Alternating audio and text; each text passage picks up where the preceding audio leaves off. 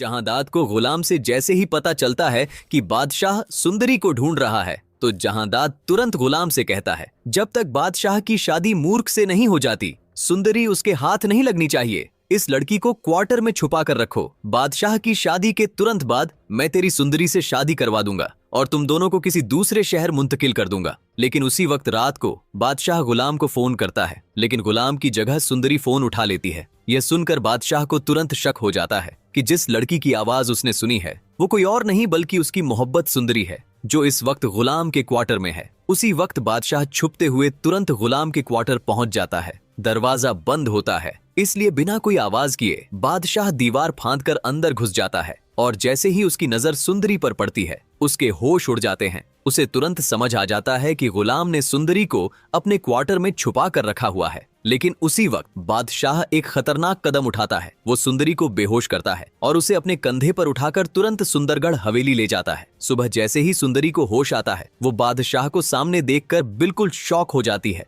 उसे समझ ही नहीं आता कि वो यहाँ कैसे आ गई। उसी वक्त गुलाम को पता चल जाता है कि बादशाह रात को सुंदरी को उठाकर ले गया था। यह देखकर गुलाम तुरंत भागता हुआ हवेली पहुंच जाता है, जहां जहांदाद के सामने बादशाह कह रहा होता है, मुझे मेरी मोहब्बत मिल चुकी है और कल मेरी और सुंदरी की शादी होगी। यह सुनकर जहांदाद चाहकर भी मना नहीं कर पाता और तुरंत अगले दिन मौलवी साहब को बुला लिया जाता है बादशाह और सुंदरी के निकाह के लिए। लेकिन यहाँ निकाह से पहले सुंदरी साफ मना कर देती है, मैं बादशाह से शादी नहीं करूंगी। लेकिन बादशाह जबरदस्ती सुंदरी को शादी के लिए मजबूर करने लगता है। उसी वक्त सुंदरी हवेली से भागने की कोशिश करती है, लेकिन बादशाह के आदमी उसे तुरंत पकड़कर वापस कैद कर देते हैं। तभी एंट्री होती है खुर्शीद बीबी की, जिसे यह पता चलता है कि बादशाह जिस लड़की से मोहब्बत करता है वो किसी और से प्यार करती है। यह सुनकर खुर्शीद तुरंत सुंदरी के पास जाती है और जैसे ही उसका चेहरा देखती है वो एक पल के लिए बिल्कुल खामोश हो जाती है, मानो सालों से वो इसी चेहरे का इंतजार कर रही थी। वो तुरंत सुंदरी से उसके बारे में पूछती है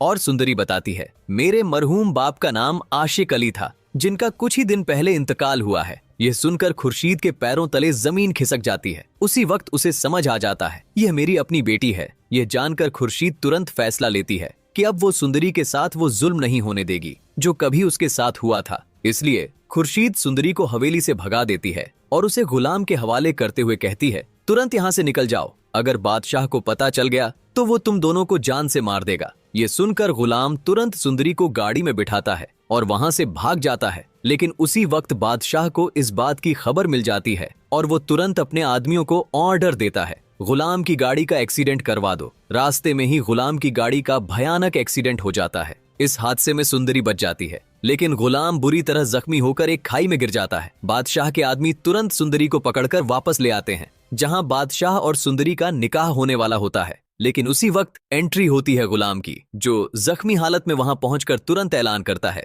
अगर बादशाह ने सुंदरी से शादी की तो मैं उसे जान से मार दूंगा। ये कहकर गुलाम तुरंत बादशाह पर बंदूक तान देता है और ये देखकर बादशाह भी तुरंत गुलाम पर बंदूक तान देता है। अब दोस्तों, सबसे बड़ा सवाल यह है, आखिर सुंदरी होगी किसकी? क्या उसकी शादी गुलाम से होगी या फिर बादशाह से? आपको क्या लगता है? कमेंट करके जरूर बताना। और याद रहे, यह सिर्फ हमारी प्रेडिक्शन है जो गलत भी हो सकती है, जो सिर्फ एंटरटेनमेंट पर्पस के लिए बनाई गई है।